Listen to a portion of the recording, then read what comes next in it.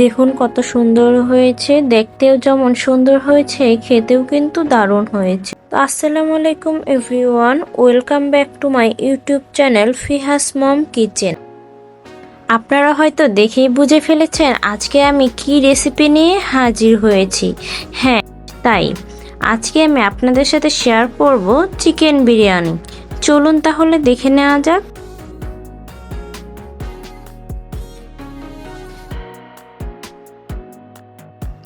আদা রসুন বাটা, বাদাম বাটা, তেজপাতা, দারচিনি, লবঙ্গ, এলাচ, রাঁধুনি মশলা, এখানে টক দই, পেঁয়াজ আর পানি ঝরিয়ে রাখা পোলাওয়ের চাউল বেরেস্তা করে রেখেছি। এখানে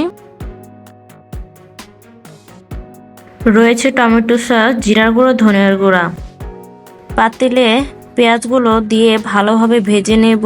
এরপরে তেজপাতা, দারচিনি, সাদা এলাচ, লবঙ্গ, গোলমরিচ দিয়ে দেব। আদা রসুন বাটা, জিরা গুঁড়া, ধনিয়া গুঁড়া, স্বাদমতো লবণ, মরিচের গুঁড়া, রাঁধুনি বিরিয়ানি মশলা পরিমাণ মতো, টমেটো সস, বাদাম আর কিশমিশ একসাথে বেটে নিয়েছি। একটু নেড়েচেড়ে নিব মশলাগুলো যেন পুড়ে না যায়। কিছুক্ষণ ভালো করে কষিয়ে নেব। দুধ দিয়ে দিলাম। এখানে আপনারা চাইলে পানিও ব্যবহার করতে পারেন। মশলাগুলো একটু কষিয়ে নেব। কিছুক্ষণ ঢেকে কষিয়ে নেওয়ার পরে এই তো দেখুন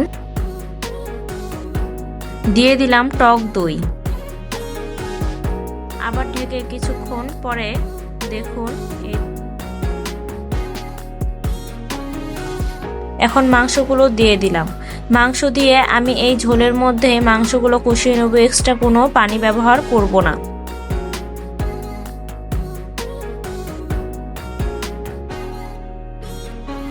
অবশ্যই আপনারা একটু পরপর নেড়েচেড়ে দেবেন, কারণ এখানে ঝোলটা খুব ঘন হওয়ার কারণে নিচে লেগে যাওয়ার সম্ভাবনা বেশি থাকে।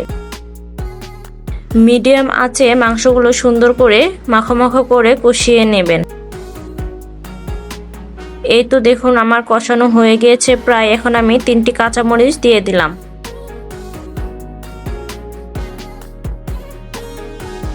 দুই মিনিটের মতো আবার আমি কাঁচামরিচ দিয়ে সুন্দর করে নেড়েচেড়ে ঢাকনা দিয়ে ঢেকে কষিয়ে নেব। এই তো আমার মাংসগুলো দেখেন পুরোপুরি হয়ে গিয়েছে। এরকম মাখো মাখো অবস্থায় আপনারা রেখে দেবেন। এখন আমি অন্য একটি পাতিলে পোলাওয়ের জন্য তেল গরম করে নেব। তেল ভালোভাবে গরম করে এখানে আমি পোলাওয়ের চাউলগুলো দিয়ে দেব। চাউলগুলো সুন্দর করে ভেজে নেব। আপনি চাউল যত সুন্দর করে ভাজবেন আপনার বিরিয়ানি তত ঝরঝরে আর খেতেও সুন্দর হবে। যখন দেখবেন চাউল একটার সাথে আর একটা লেগে নেই আর চাউল থেকে একটু শব্দ হচ্ছে, তখনই মনে করবেন আপনার চাউল ভাজা হয়ে গিয়েছে। এই তো আমার চাউল ভেজে নেওয়া হয়ে গিয়েছে। এখন আমি এখানে গরম পানি ব্যবহার করব।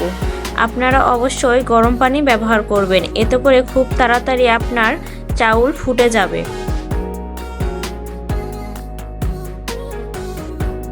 পরিমাণ মতো আমি গরম পানি দিয়ে দিচ্ছি।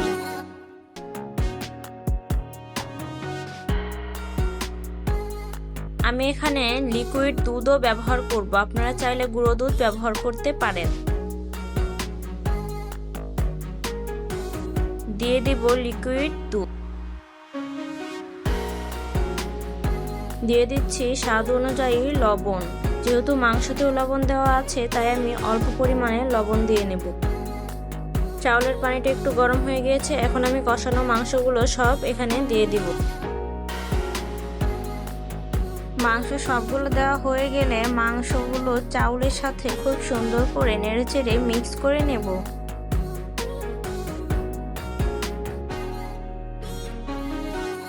এখন একটি ঢাকনা দিয়ে ঢেকে কিছুক্ষণ রেখে দেব। কিছুক্ষণ পরে তো দেখুন বলক উঠে গিয়েছে, পানিও প্রায় শুকিয়ে গিয়েছে। অল্প আঁচে রান্না করতে হবে, নয়তো নিচে লেগে যাবে আর চাউল কিছু ফুটবে না। এভাবে নেড়েচেড়ে ঢাকনা দিয়ে কিছুক্ষণ ঢেকে ঢেকে রান্না করবেন।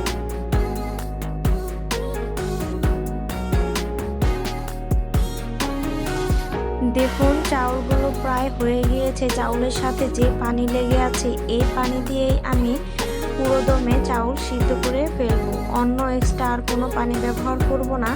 আমি দমে রেখে রেখে চাউল ফুটিয়ে ফেলবো। ঢাকনা দিয়ে ঢেকে দেব।